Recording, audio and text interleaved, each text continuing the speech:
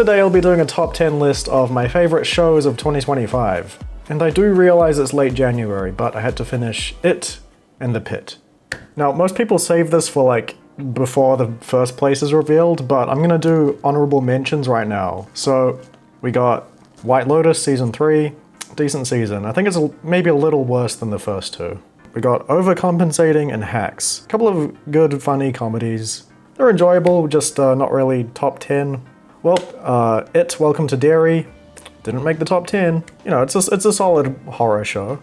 I did find myself kind of bored at times. The last two episodes are really good.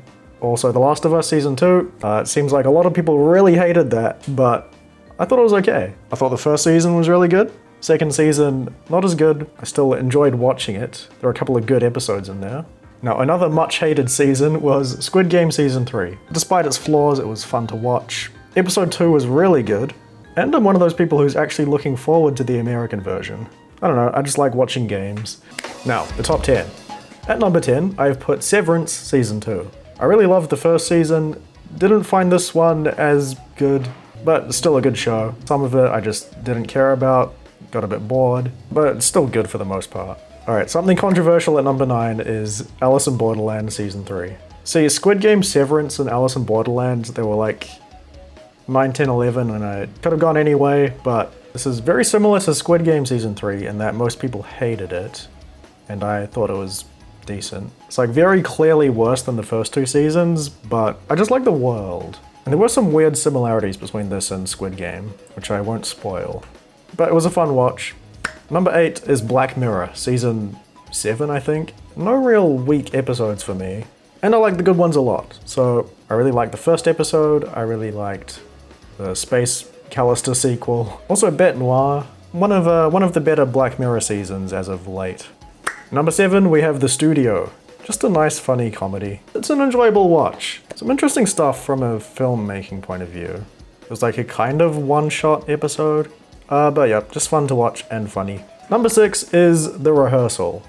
Kind of a sequel to Nathan For You. But this is The Rehearsal Season 2, which I think I enjoyed a lot more than the first season. Really interesting concept. This was very creative, and the lengths that Nathan Fielder is willing to go to do things is quite insane. A very fascinating season. At number 5, we have The Pit, which I just finished 2 days ago. I'm not really one to watch medical dramas, but this was like one of the highest rated shows of the year, so I thought, I'm gonna watch it. I knew there was gonna be some hard to watch medical stuff, and when I watched the first episode, I was correct in that assumption. I almost didn't want to continue, and I'm a horror fan. I can watch horror movies just fine, but this realistic hospital setting is, it's a tough watch, but it's a really good show. I think it's worth giving a go. And the entire season takes place over one day, like that show 24. So each episode's like an hour of real time across a single hospital shift, and it's pretty intense.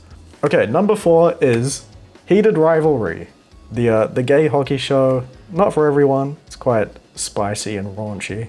Most people know about this show by now. It like really blew up the last month. It's a good show. I think it's really well done, well acted and written. I think I agree with most people in saying that episode 5 and 6 are really good, and episode 3. It's only 6 episodes, so it's an easy watch.